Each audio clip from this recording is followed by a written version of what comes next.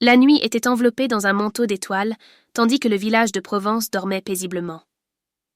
Les lanternes en papier suspendues sous les avant-toits des maisons oscillaient légèrement au gré de la brise, éclairant les ruelles en pierre d'une lueur chaude.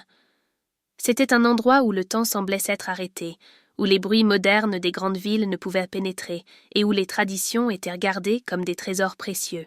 Dans ce décor de beauté intemporelle, deux cœurs cherchaient à quelque chose qu'ils ne pouvaient nommer. Élise ajusta sa blouse en lin clair en descendant les marches en bois de l'auberge traditionnelle. À 28 ans, elle dégageait une sophistication qui masquait l'inquiétude dans son regard. En tant qu'architecte à Paris, sa vie était marquée par des journées bien remplies, mais son voyage en Provence était une tentative de reconnecter avec ses racines et peut-être avec elle-même. En traversant la cour, son regard se posa sur la silhouette grande et élancée de Jean-Baptiste, son ami d'enfance qui était resté fidèle aux traditions du village. Il portait une chemise simple, ses couleurs subtiles reflétant la simplicité de sa personnalité. « Tu t'es levé tôt », dit-il avec un sourire contenu en ajustant le nœud de sa cravate. « Le soleil n'est même pas encore complètement levé. »« Je pensais qu'il serait bon d'explorer un peu avant que le reste du monde ne se réveille », répondit-elle avec un léger sourire. Jean-Baptiste avait toujours été un contraste pour Élise. Tandis qu'elle avait suivi une vie urbaine intense, il était resté dans le village, s'occupant de la petite chapelle locale et vivant en harmonie avec les rythmes naturels. Ils marchèrent ensemble en silence jusqu'au petit marché local. L'air était imprégné de l'arôme de fromage frais, de pain tout juste sorti du four et de légumes cueillis ce matin-là. Les voix des marchands résonnaient en un français doux, tandis que les ménagères négociaient avec ferveur. Élise ne pouvait s'empêcher de s'émerveiller de la simplicité vibrante de cet endroit. Le monde ici semblait régi par un code de respect mutuel et de patience qu'elle trouvait rarement à Paris. « Parfois j'oublie à quel point la vie ici peut être charmante », confia Élise, s'arrêtant devant un étal de fruits. « Mais cela me fait aussi réaliser à quel point je m'en suis éloignée. » Jean-Baptiste prit une prune mûre et la lui tendit. « Tu peux être loin, mais tu n'as pas à être déconnecté. Certaines choses sont toujours en nous, même quand on pense les avoir perdues. » Le toucher de leurs mains fut bref, mais chargé d'une intensité qu'ils feignirent de ne pas remarquer. Élise détourna le regard, sentant une vague de chaleur monter sur son visage. Ils continuèrent leur marche, traversant des champs de lavande qui brillaient de rosée. La conversation coulait naturellement, mais il y avait une tension sous-jacente, comme un fil invisible qui les reliait et les maintenait dans un équilibre précaire. Lorsqu'ils arrivèrent à la chapelle, le paysage était à couper le souffle. La cour était bordée d'oliviers, dont les feuilles tombaient comme de la soie sous la brise légère.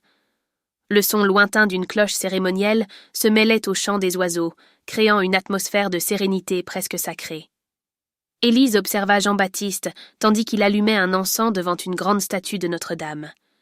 Il y avait quelque chose d'incroyable dans la manière dont il semblait se fondre dans cet endroit, comme s'il en faisait une extension de son âme. « Tu as toujours été ainsi ?»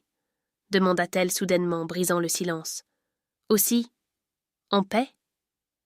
Jean-Baptiste se tourna vers elle, ses yeux sombres reflétant un mélange de surprise et de curiosité. « La paix n'est pas quelque chose qu'on possède. C'est quelque chose qu'on cherche tous les jours. Et toi, tu cherches quelque chose, Élise ?» La question la prit au dépourvu.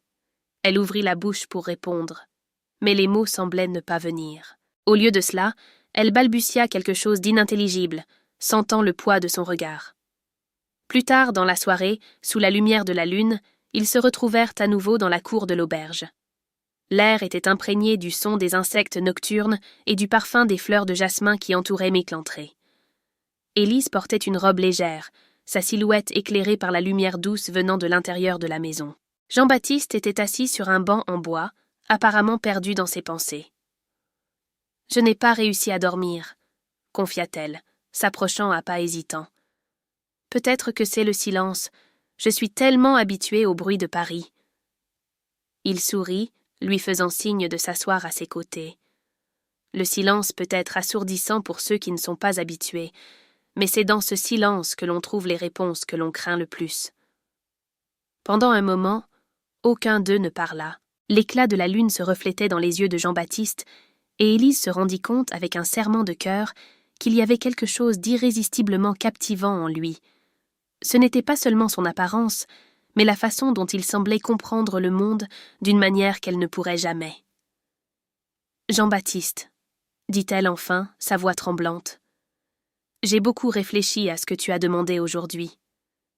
Et je crois que je cherche quelque chose. Mais je ne sais pas ce que c'est. » Il la regarda longuement avant de répondre. « Peut-être que tu n'as pas besoin de savoir. Peut-être que c'est plus à propos d'être ouverte à ce que tu trouveras. » Sans réfléchir, Élise posa sa main sur la sienne. Le geste était instinctif, mais chargé de signification. Jean-Baptiste ne se détourna pas. Au contraire, il entrelaça ses doigts aux siens, son toucher ferme et réconfortant. La proximité entre eux s'intensifia, et lorsque leurs regards se croisèrent, la tension qui s'était accumulée explosa enfin. Leurs lèvres se rencontrèrent dans un baiser hésitant, mais chargé d'émotion. Ce fut un moment volé, un acte qui défiait non seulement les normes de la société dans laquelle ils vivaient, mais aussi les murs qu'ils avaient érigés au fil des années. Le baiser s'approfondit, et le monde autour sembla disparaître. Le bruit des insectes, le parfum du jasmin, la lueur de la lune, tout devint un fond sonore pour cet instant d'abandon. Lorsqu'ils se séparèrent enfin, ils étaient tous deux essoufflés.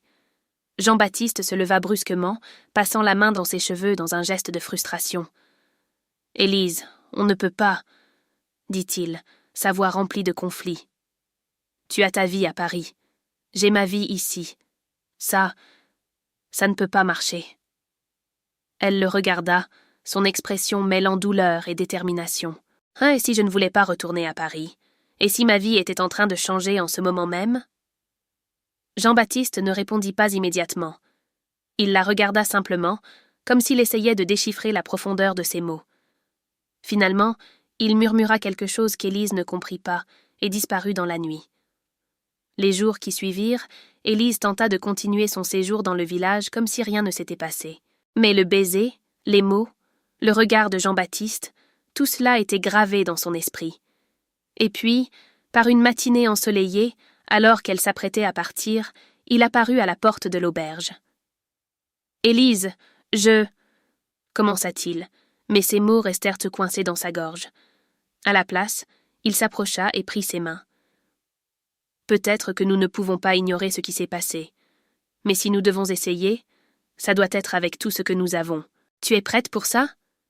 Sa réponse ne vint pas par des mots, mais par un sourire qui en disait long.